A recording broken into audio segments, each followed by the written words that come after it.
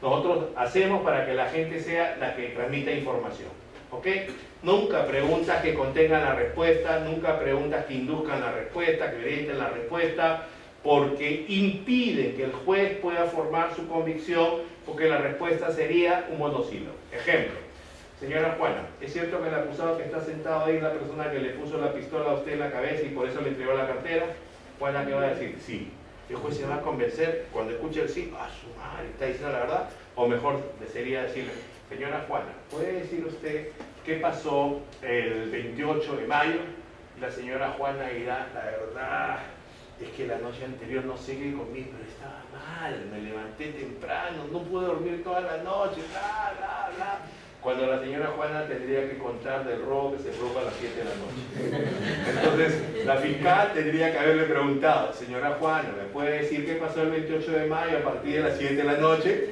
¿No? Entonces, uno tiene que focalizar a la persona que es testigo, porque Juana está diciendo la verdad, le fue pésimo, pero eso es irrelevante al caso, ¿me entiendes?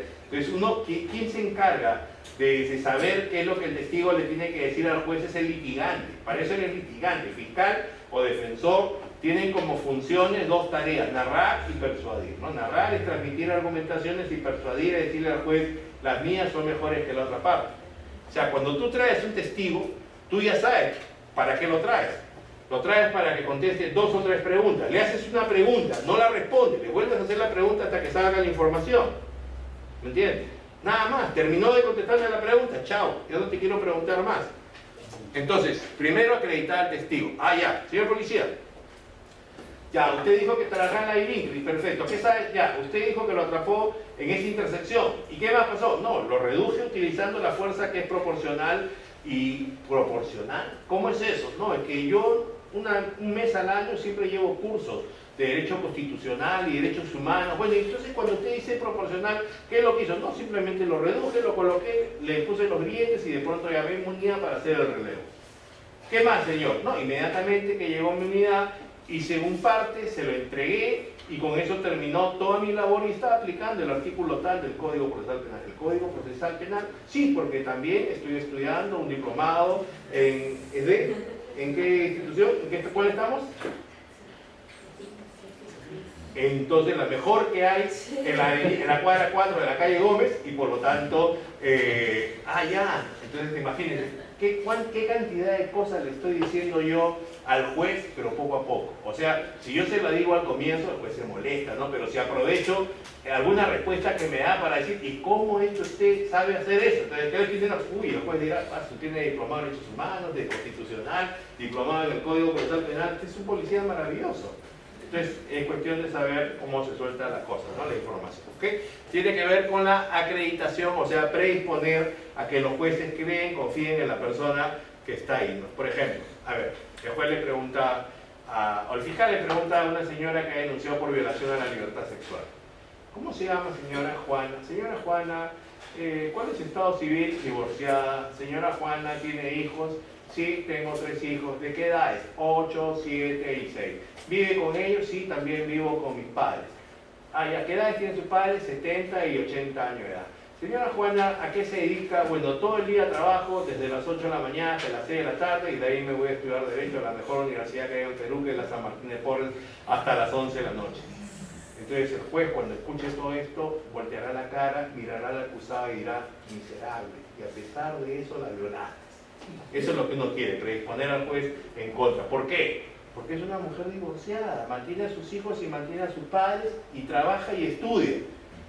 ¿Me entienden? Eso se llama acreditación. Hay que sensibilizar a los jueces, que los jueces vean que la señora, a pesar de esos pequeños, se llama tropezones, ¿no? Contingencias que hay en la vida, porque por ahí se va a aparecer un buen hombre, seguro, simpático, atractivo, profesor de procesal penal, litigación oral, y entonces puede ser feliz y puede revertir. ¿No es cierto? Porque siempre hay la esperanza que haya un profesor suelto, libre, y entonces pues, la cosa puede cambiar, mejorar, ¿no? Entonces, el segundo mandamiento es, porque ¿quién puede hacer más feliz a una ama que un profesor de procesal penal y litigación oral? Ay, ¿no es cierto? Sencillo. Impuestos certificados por ahí. No, jamás. Imagínate, ¿cómo puede decir eso? Sencillo. Un interrogatorio directo tiene que ser sencillo. O sea, las preguntas que le hagas al testigo, el testigo tiene que entenderlas y la respuesta que le dé, el juez tiene que comprenderla. ¿Por qué digo eso?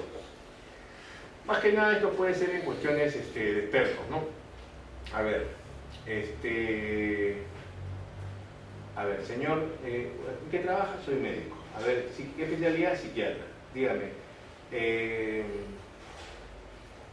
¿cuál es su participación en este caso? Bueno, yo tuve a la vista a la persona que es imputada en este caso y bueno, lo examinamos y la conclusión ha sido que este señor tiene un cuadro psicótico, tiene una esquizofrenia paranoide, ya, punto.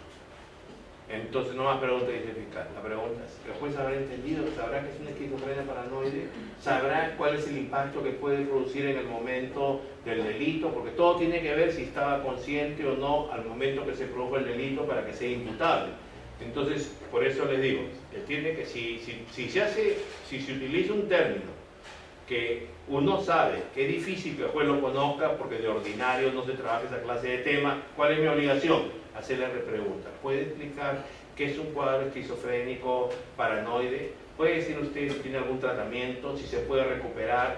La persona que fue peritada estaba siguiendo ese tratamiento. No, no lo seguí. Si no lo seguí, si no consumía las pastillas, entonces en el momento de los hechos pudo estar consciente de lo que estaba haciendo, tenía libre albedrío, desde el médico suelta su rol. ¿Entienden? Esa es la idea. O sea, testigo común utiliza jerga. O sea, se supone pues que los delitos se pueden cometer en cualquier lugar, ¿no? En cualquier lugar se pueden cometer los delitos, cualquiera puede ser testigo. Por ejemplo, estos amiguitos que venden en la calle ambulantemente caramelos, chocolates, pueden estar mirando, y entonces el testigo que utilice palabras que no son comunes, ¿no? Una persona que es testigo dice, ¿y qué sabe de los hechos? Bueno, la verdad es que yo vivo acá en la calle de las Pizzas, en Miraflores, y a partir de las 10 de la noche empieza todo el movimiento de prostitución internacional, le llaman las Naciones Unidas porque hay mujeres de todas nacionalidades y también toda clase de drogas, pero solo para extranjeros nada más. Si ven a peruanos, no los enferman. Y entonces es en ese momento que vi cuando estaban comercializando drogas, me parece que era clorhidrato de cocaína. Entonces, ¿qué más? Bueno, lo que pasa es que escuchaba que una persona le decía, aún parecía que era un norteamericano, trataba de hablar inglés, pero le decía marimba, marimba, marimba. Y usted que cuando escuchó que era marimba, ¿qué cree que se refería? A marihuana, porque ahí todas las noches dice marimba, marimba, marimba, y obviamente se referirán a eso. ¿Por qué? ¿Cómo sabe eso? Porque también escucho toda la noche pastel, pastel, pastel, y entonces eso debe ser pasta básica o cocaína. Ah, ya, o sea que es un traductor de cuatro. Conclusión, se supone pues que es posible que se pueda utilizar estas palabras, y entonces yo como abogado defensor lo que tengo que hacer, o fiscal, es pedir que la aclare. ¿Por qué? Porque si el juez no entiende, pierde el caso. El juez puede decir, bueno, la verdad es que mejor no pregunto nada porque me va a poner en evidencia que no sé. No debería ser así, ¿no? El juez debería ser honrado y cualquier cosa que no entienda, él al final tiene obligación de hacer preguntas declaratorias. Pero, ¿y si no lo hace? Y no lo entiendes, ¿qué va a pasar? Pierdes el caso. Mejor tú te aseguras, ¿no? De que todo lo que se diga ahí va a llegar a la cabeza del juez, porque como el sistema es de audiencia, hay un sistema de comunicación, yo soy el transmisor, se supone que el juez es el receptor, hay un canal por el cual yo me comunico, que son las ondas sonoras, y la idea es que no haya ruido en la comunicación. O sea, que el mensaje llegue. O sea, no hay que buscar el sexo de los ángeles. El que cree que los ángeles existen, no le interesa que sea femenino o masculino, simplemente que lo proteja uno, ¿no? Esa es la idea. O sea, no empezar a dar vueltas y vueltas y vueltas, o sea, cosas generales que en cualquier caso pueden entrar, no. Hay que personalizar e ir de frente. No hay que perder el tiempo, o sea, los jueces algo saben. De frente a los hechos del caso y si se requiere algún tema jurídico. Descriptivo, un interrogatorio directo que sea descriptivo. Cuando hablamos de descriptivo, estamos diciendo que incorpore información que tenga que ver con ¿qué? Con iluminación, con distancias, con sonidos, con tráfico de personas, con conocimiento previo de los hechos. Claro, porque si un testigo se aprende de memoria una declaración, ¿cómo puedes tú hacer para desacreditarlo? Preguntarle sobre eso, porque él no va a saber, porque él no estuvo. O sea, ponte, el acusado agarre de un robo o un homicidio Va a hablar su abogado con él y le pregunta, ¿cómo fue este asunto? Mira, doctor, yo no lo robé, estuve cerca, sí vi quién robó, pero no quiero meterme en problemas. Pero, ¿habían testigos o no? Bueno, en realidad, solo estaba la esposa de la víctima. Y la señora que estaba ofreciendo con testigo es bien amigo de la esposa de la víctima, pero ella no estuvo.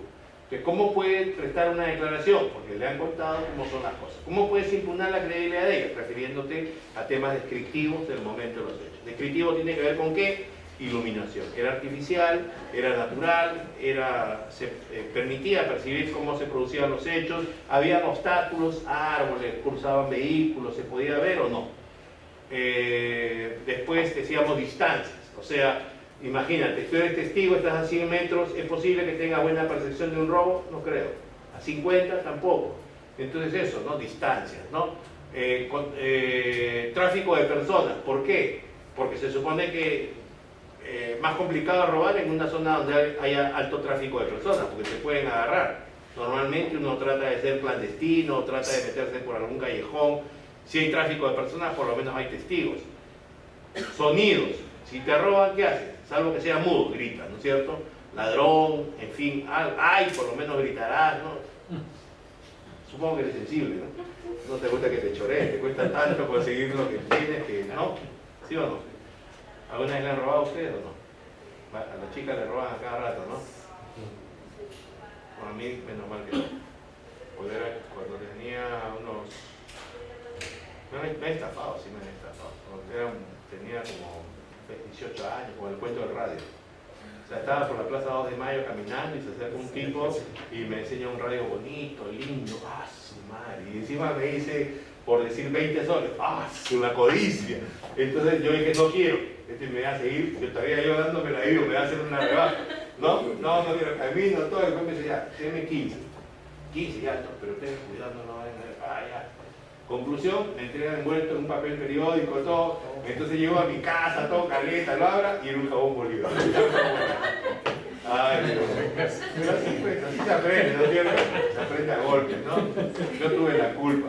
Claro, por mi codicia, es como más o menos la gente agarra y viene un padre y te dice, compadre, 10% mensual. Ya sabes, confía en mí, dame tu billete. Entonces le das el billete y el primer mes te da el 10%, el segundo mes te da el 10%, el tercer mes te cierra, con todo. Entonces lo vas a denunciar por estafa. O sea, ¿estafa qué es? Engaño, inducción, error, perjuicio para tener el provecho. Te he engañado, eres abogado, sabes que hay un sistema financiero, sabes que le pagan 1% mensual, te va a dar 10% mensual y dice un pobre diablo, Carlos Manrique Carreño se llama. Entonces, ¿qué estafa va a haber? No hay ningún, o sea, no hay engaño. Será un tema civil, tendrás que demandarlo civilmente, pero penal no hay dolo. O sea, perdón, no hay delito porque falta un elemento constitutivo del tiempo. ¿Qué engaño hay? No hay inducción de error. Tú mismo contribuiste a que eso sea así porque tú sabías cuáles son las reglas del sistema financiero y entonces por estafa no va a caer, caerá por delito contra el sistema financiero, que también hay, ¿no? ¿Se dan cuenta? Entonces, eso es que ¿no? El tema de la imputación objetiva, ¿no? O sea, entre la acción y el resultado tiene que haber un nexo de causalidad y no se debe incrementar el riesgo. Entonces, descriptivo, pregunta sobre ese tema. Controlar el ritmo del examen o interrogatorio directo. O sea, si tú le haces una pregunta al testigo y te da una respuesta maravillosa, de calidad, ¿qué vas a hacer? Vas a interrogarlo en cámara lenta. Muchas preguntas para sacar el máximo de información. Si tú le haces una pregunta al testigo y responde algo que es irrelevante, apuras el ritmo del interrogatorio para pasar a otro punto. ¿De quién depende? Lo que el testigo va a decir es de ti. Tú lo has llevado, tú eres el que hace las preguntas. O sea, si el testigo dice cosas que no sirven, es tu responsabilidad, como fiscal o como abogado. Tú le haces una pregunta al testigo, el testigo quiere seguir hablando, te sueltas otra pregunta y su cerebro deja de pensar en la anterior para pasar en esta. ¿Por qué? Porque tú lo has traído al testigo para que responda a determinados hechos. Si quiere hablar más, porque podría ser que la otra parte diga objeción, pues juez. O sea, le hace preguntas y no lo deja terminar. Yo tendría que decirle al juez, ya respondió lo que yo necesitaba. Si el abogado de la otra parte quiere enterarse de eso, cuando le toque su turno, que le haga una pregunta. Así sería si se resuelve con conocimiento de litigación oral. A veces no pasa así, los jueces no entienden estas cosas, ya que siga hablando, no te vas a pelear con el juez, ya hemos dicho, ¿no? Déjalo nomás y ya verás cómo te rehabilitas después. Con otra pregunta, seguro. ¿ya? Después, no hacer preguntas sugestivas. Estás en el interrogatorio directo. O sea, hemos hablado que la oralidad es la principal herramienta de un juicio porque permite que se den todos los principios: inmediación, contradicción, unidad y continuidad de la audiencia, concentración y publicidad. Entonces, se supone que yo, fiscal o el defensor, conocemos el caso porque hemos investigado, porque hemos conversado con la víctima, el imputado, con los testigos, con peritos, pero el juez no quiere escucharnos a nosotros porque no hemos estado en el momento que se produjeron los hechos. Los que estuvieron fueron los testigos. ¿Para qué traigo un testigo? ¿Para que me escuche a mí como fiscal o defensor o para que el juez escuche su versión? Si eso es así, cuando yo traigo un testigo, tengo que hacerle preguntas para que el testigo se explaye. Pero si yo le pregunto al testigo, el acusado que está sentado ahí es la persona que robó, ¿qué va a decir el testigo? Sí. Entonces, yo estoy haciendo como fiscal o como defensor una pregunta pésima. ¿Por qué? Porque número uno, estoy impidiendo que el testigo sea quien le provea la información al juez. Dos, que el juez pueda convencerse, porque para eso necesitará escuchar los 30 segundos, 45 segundos, un minuto. Entonces el juez lo escuchará, pensará si este hombre me está diciendo cosas que son reales. Y tres, le está demostrando al juez que no sabes nada de litigación oral. ¿Para qué has traído el testigo si le vas a hacer tú la pregunta con la respuesta?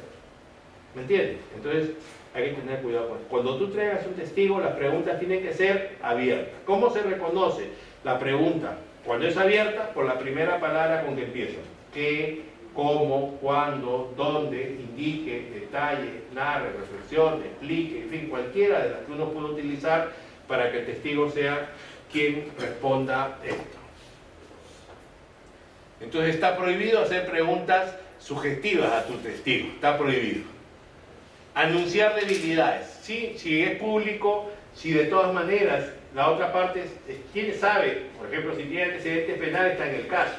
Si se trata de un testigo que ingirió licor, lo vas a ver en otra parte, ahí están declaraciones o hay hasta pericia.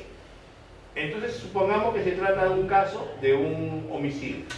Entonces, han estado en una discoteca desde las 11 de la noche hasta las 6 de la mañana, y a las 6 de la mañana descubren un cadáver y le están atribuyendo a un señor que está encima de una mesa, está sentado en una mesa.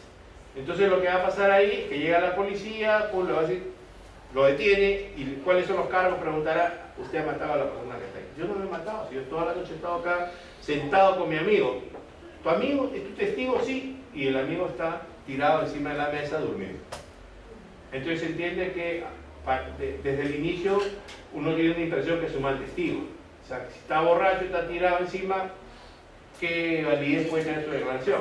Pero habría que ver en qué momento se ha quedado dormido. O sea, tendríamos que empezar preguntándole cómo se llama este señor, Juan, a qué se dedica, soy abogado, dígame, qué estuvo haciendo tal día a partir de las 11 de la noche. Bueno, que estaba con mi amigo, salimos del trabajo, nos pusimos a conversar de derecho penal, llegamos a la discoteca, quedamos en que yo ponía 2 cervezas, después en otras 2 y así de 2 en 2, pero nada, llegó un momento en que él ya no quiso disparar y yo tampoco, porque iba a poner más, ya había puesto 4, él tenía que poner también 4, se quedó en 2 y bla bla bla bla bla, que el sistema funcionalista, que Yaco, que Roxín, salimos a bailar con una chica, una discusión, siempre se quiere imponer, encima que no quiere pagar la cuenta. Dieron las 6 de la mañana y de pronto vi que unos policías lo agarraban, le ponían unas marrocas y dije: la justicia tarda, pero llega. Y me quedé dormido encima de la mesa.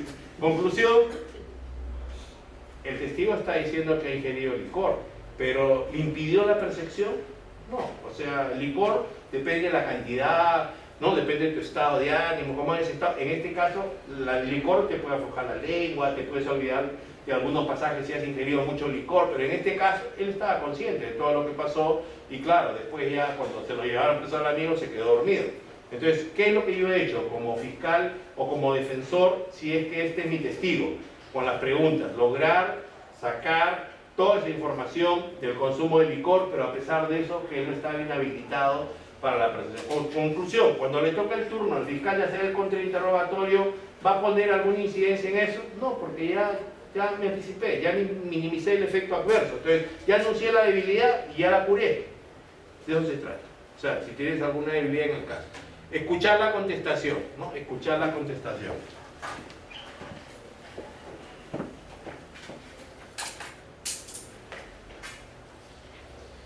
O sea, a ver, ¿qué pasaría si ustedes como abogados, como fiscales o defensores, hacen pliegos de preguntas? Sí, seguramente que es bueno hacer pliegos de preguntas, 10, 20, las que sean necesarias.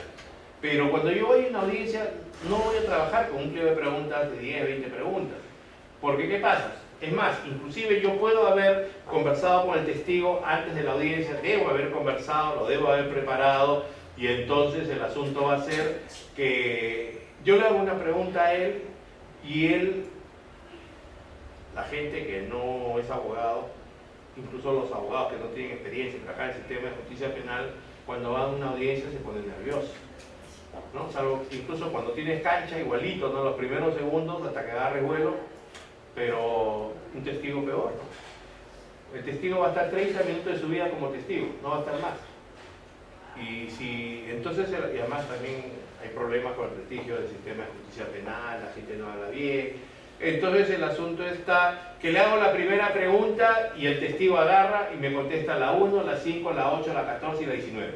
Entonces tengo mi pliego de preguntas de 20, entonces voy a agarrar mi lapicero. ¿Cuál fue? La 1, la 5, la 8, la 14. Después me va a decir, Neila, ¿cuánto tiempo vas a demorar? Suspendemos lo hice esta mañana, a ver si encuentro la respuesta del testigo. O sea, se supone que todo está en mi cabeza. O sea, si yo tengo en mi cabeza 10 o 20 preguntas, lo que tengo que hacer es resumirle en 3 o 4 puntos fuertes. Entonces, punto fuerte, hago preguntas, ¿sí? Dependiendo de qué me responda, las subpreguntas que haya. O sea, es más fácil controlar con 3 o 4 puntos fuertes que con 20 o 30 preguntas. Esto pasa en la realidad. Yo he hecho un montón de juicios orales y los abogados no se dan cuenta, pasan estas cosas, entonces eres un calichín, ¿no? Entonces pasas vergüenza inclusive, ¿no? Entonces el asunto está que la idea es que si yo como fiscal o defensor le pregunto a una persona, lo primero que tengo que hacer es mirar y escuchar a la persona. ¿Por qué? Para predisponer a que los jueces escuchen y miren. Ustedes me dirán, sí, pero al juez le pagan para que escuche y mire. ¿A cuánta gente le paga para que haga determinadas cosas y no las hace? Entonces, si tú le preguntas a un testigo y ni siquiera tú prestas atención a lo que el testigo dice, ¿qué estás provocando? 1, 2. ¿Qué le vas a contar al juez cuando termine el juicio oral en el alegato de clausura? ¿De qué convicción? Si no lo miraste, no lo escuchaste. Otra, si no escuchas la respuesta, ¿cómo sabes cuál es la próxima pregunta? ¿Qué? ¿Por tu pliego interrogatorio? Y si ya respondió la segunda, la tercera, la cuarta, vas a contestar mecánicamente. Además, tienes que mirar y escuchar al testigo y mirar a los jueces, a ver si le están creyendo o no. Porque por más que los jueces traten de no tener de dejar de percibir una impresión, los jueces son seres humanos. O sea, tú vas a estar mirando, uy, está creyendo, estoy perdiendo el caso, entonces, ¿qué hago? ¿Qué puedo hacer en ese caso? Además, el cerebro está atrás. Se supone que cuando la otra parte llega un testigo, tú ya previste qué es lo que ese testigo va a declarar, porque normalmente ya lo hice en la investigación preparatoria. Entonces, la pregunta es, ¿preparaste preguntas de contrainterrogatorio para impugnar su credibilidad por razones físicas, no ve bien, no escucha bien, no tuvo velocidad para ir a ese lugar, o por razones mentales, tiene mala memoria, o porque es un mentiroso? Porque ese es el rollo. Yo llevo un testigo en un examen directo para acreditar mi profesión de faltas. Cuando le toca a la otra parte, va a preguntar ¿para qué? Para destruir la credibilidad del testigo que trajo la otra parte. Entonces ya sabes, escuchar la contestación del testigo. También el tono de voz del testigo. O sea, tú hablaste 1 o 2 veces con el testigo. Cuando hablaste con él, no lo entendiste. Hablaba muy bajo. ¿Te imaginas con un juez que solamente lo va a escuchar 30 minutos de su vida? Entonces tú tendrías que decirle, por favor, ¿puede levantar la voz, señor testigo? Por más que sea con micrófono, hay gente que se pone nerviosa y habla muy alto o habla muy bajo. Y no se dan cuenta. Abogados cancheros, he visto yo, siempre es igual. Uy, se pone, grita el pata, y con la acústica que tiene el palacio, nada más está preocupado por sus tímpanos, a qué hora termina este pata, a qué hora se va. Entonces él no se da cuenta que corta la comunicación, él se cura y grita, sale y da besito, pero no. Y eso sin micro, si le pones micro, ¿cómo sería? ¿No? Y defiende un montón de casos, hasta que alguien le diga, ¿no? Que venga a los talleres para enseñarle, ¿no?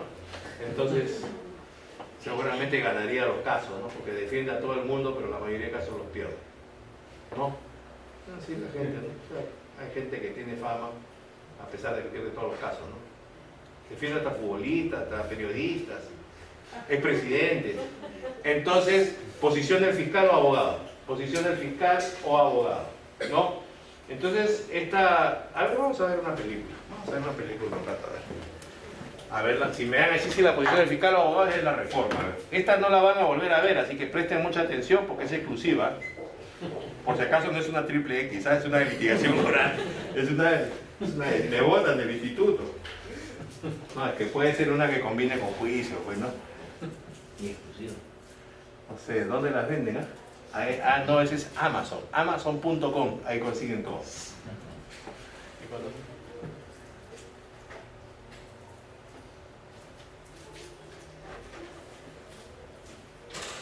Esta sí, buenaza.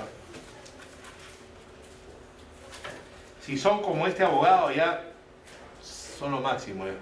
Millonarios, ¿eh? Millonarios.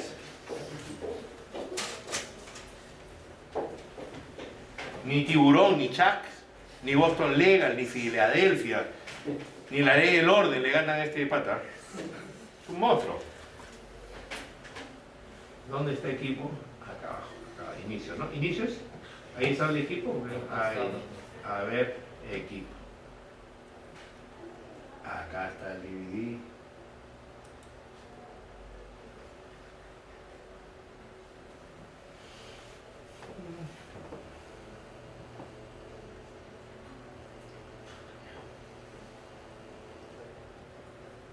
Thing to do before my lords, the Queen's Justices of Oya and Termina, and General Jail Delivery for the jurisdiction of the Central Criminal Court, draw near and give your attendance. God save the Queen.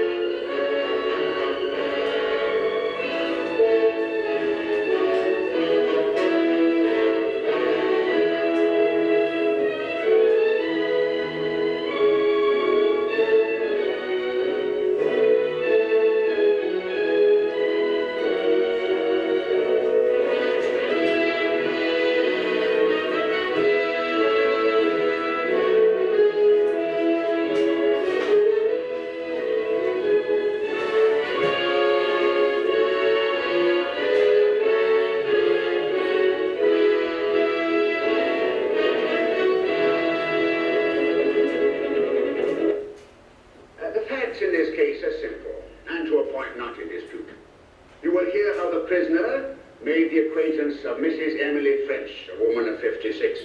How he was treated by her with kindness and even affection. On the night of October the 14th last, between 9:30 and 10, Mrs. French was murdered.